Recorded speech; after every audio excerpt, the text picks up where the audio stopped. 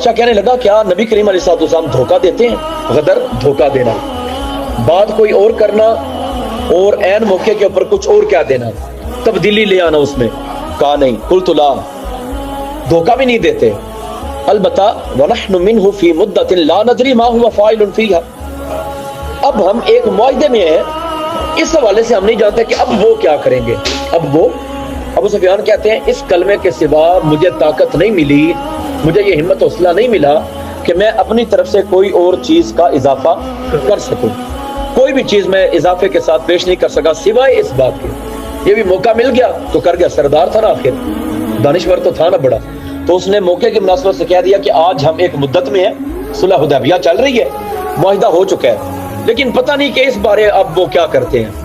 اس بات کے سوا میں کوئی بھی چیز اپنی طرف سے بڑھا نہیں سکا. قال فهل قاتلتموه، بادشاہ نے کہا کہ کیا آپ نے ان سے کبھی جہاد کیا، لڑائی میں گئے ہیں، جنگ ہوئی ہے؟ قلت نعم، میں نے کہا جی ہاں جنگ ہوئی ہے. قال فكيف كان قتالكم اياه، آپ کا ان سے لڑنا کیسا رہا، جنگ کی شدت کیسی رہی، ہار جیت کیا معاملات بنے؟ میں نے کہا کہ ہمارے درمیان ان کے درمیان جنگ ایک ڈول کی طرح ہے، جس طرح کنویں پہ ڈول ہو، کبھی کسی کے ہاتھ میں کبھی کسی کے ہاتھ میں، اسی طرح کبھی جنگ کا پڑ رہا ان کی طرف رہا، کبھی ہماری طرف رہا. کبھی ایسا لگتا تھا ہم جیت رہے ہیں، کبھی ایسا لگتا تھا وہ جیت رہے ہیں. بادشاہ کہتا ہے وہ تمہیں حکم کیا دیتے ہیں؟ کہا کہ وہ حکم دیتے ہیں ایک فقط اللہ کی عبادت کرنی ہے، وَلَا تُشْرِكُوا بِهِ شَيْئًا، اللہ تعالیٰ کے ساتھ شریک نہ ٹھہراؤ کسی کو، اور تم وہ چھوڑ دو جو تمہارے آباء و اجداد کہتے ہیں، بتوں کی پوجا چھوڑ دو. اور ہمیں نماز کا حکم دیتے ہیں، سچائی کا حکم دیتے ہیں، عام معافی کا حکم دیتے ہیں. ٹھیک ہے، معافی کا حکم دیتے ہیں. ایک ترجمہ بین السطور کے اندر بیان کیا ہوا ہے، محارم کے قریب نہ جاؤ، جو چیزیں حرام کر دی گئی ہیں ان کے قریب نہ جاؤ. وصلہ، اور صلہ رحمی کا حکم دیتے ہیں، ٹھیک ہے، رشتہ داری نبھانے کا. بادشاہ کہتے ہیں کہ میں نے کہا کہ کیا حضور علیہ السلام نے جس دن سے نبوت کا دعویٰ کی ہے، حضور سے پہلے بھی کسی نے یہ بات کی ہے کہ میں اللہ کا نبی ہوں اسی معاشرے میں؟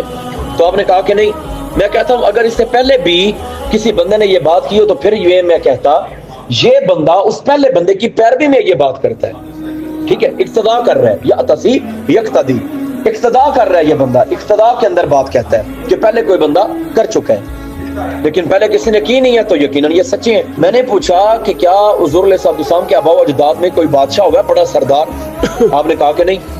تو میں نے کہا کہ اگر آباء و اجداد میں کوئی بڑا بادشاہ ہوتا تو میں یہ کہتا کہ یہ اپنے والد کا یا آباء و اجداد کی طرف سے حکومت کا مطالبہ کرتے ہیں کہ جائیداد ان کی اور مجھے چاہیے.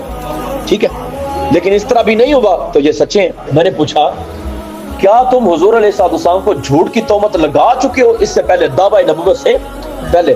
تو آپ نے کہا کہ نہیں. آپ نے کہا نہیں. تو میں پہچان گیا کہ جو بندہ لوگوں پر جھوٹ نہیں بولتا وہ اللہ پر جھوٹ کیسے بول سکتا ہے؟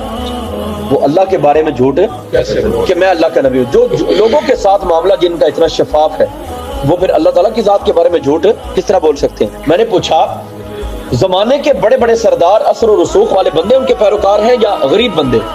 فذکرت ان ضعفاءهم اتبعوه وهم اتباع الرسل، تو آپ نے ذکر کیا کہ بلکہ کمزور بندے پیروی کرتے ہیں. تو میں اس نتیجے پہ پہنچا نبیوں کے پیروکار ہمیشہ کمزور ہی ہوتے ہیں، ہمیشہ جتنے بھی حضرات انبیاء رسول اعظام علیہ السلام تشریف لائے ان کی پیروی کرنے والے غریب بندے ہی تھے اکثریت میں. میں نے پوچھا وہ بڑھ رہے ہیں کہ کم ہو رہے ہیں؟ آپ نے کہا بڑھ رہے ہیں. تو ایمان کا معاملہ اسی طرح ہوتا ہے حتیٰ کہ ایمان پایا تکمیل تک پہنچ جاتا ہے، ایمان کا حکم اپنی جگہ پہ اٹل ہو جاتا ہے. میں نے پوچھا کیا دین کی شدت دیکھ کے کوئی بندہ مرتد ہوا ہے، دین سے پھرا ہے، ہٹ گیا؟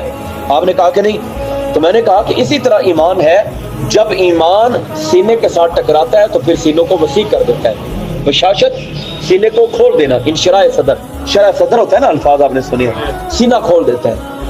جب وہ سینہ وسیع ہو جاتا ہے تو پھر ایمان کی چاشنی اور زیادہ بڑھ جاتی ہے. وسألتک هل یقدر، میں نے پوچھا کیا وہ دھوکہ دیتے ہیں؟ فذکرت اللہ، آپ نے کہا کہ نہیں. وکذالک الرسل لا تغدر، اسی طرح تمام رسول ہوتے ہیں وہ دھوکہ نہیں دیتے. لا تغدروا، اللہ کے رسول دھوکہ نہیں دیتے. وسألتک بما یأمرکم، میں نے آپ سے پوچھا وہ کیا حکم دیتے ہیں؟ تو آپ نے کہا کہ وہ حکم دیتے ہیں اللہ کی عبادت کرو، شریک نہ بناؤ، بتوں کی پوجا سے روکتے ہیں، نماز کا حکم دیتے ہیں، سچائی کا اور معاف کر دینے کا، صلہ رحمی وغیرہ کا. جو آپ نے کہا ہے اگر وہ سچ ہے، اے ابو سفیان جو آپ کہہ رہے ہیں اگر وہ سچ ہے، فَسَيَمْلِكُ مَوْضِعَ قَدَمَيَّ هَاتَيْنِ، تو تو جہاں پہ میرے پاؤں رکھے ہوئے ہیں اس جگہ پر بھی حضور ہی کی حکومت آئے گی، یہاں پر بھی حضور کی حکومت آئے گی، ان کا قبضہ چلے گا۔ اگر آپ سچی بات کہتے ہیں وقت كنت اعلم انه خارج، میں تو پہلے سے جانتا تھا کہ ان کی تشریف آوری ہونے والی ہے، وہ ضرور تشریف لائیں گے، ان کا ظہور نبوت ہوگا، میں یہ جانتا تھا پہلے سے۔ میں یہ نہیں سمجھتا تھا کہ وہ تم میں آئیں گے، میرا یہ خیال تھا کہ وہ بنی اسرائیل سے آئیں گے، جس طرح کے باقی لوگوں کا بھی خیال تھا۔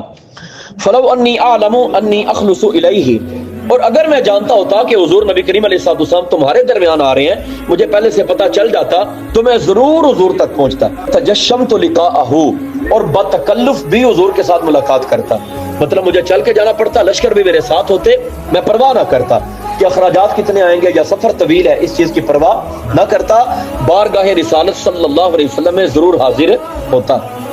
ولو کنت عندہ، ایمان افروز جملہ، اگر میں حضور کے پاس ہوتا، پہلے کہتا ہے کہ میں بتکلف بھی پہنچتا، اور اگر کبھی پہنچ جاتا ہوتا حضور کی بارگاہ میں، لغسلت عن قدمیہ، حضور کے قدم دھو دھو کے پیتا، جن کے تلووں کا دھوبن ہے آب حیات۔ حضور اعلیٰ حضرت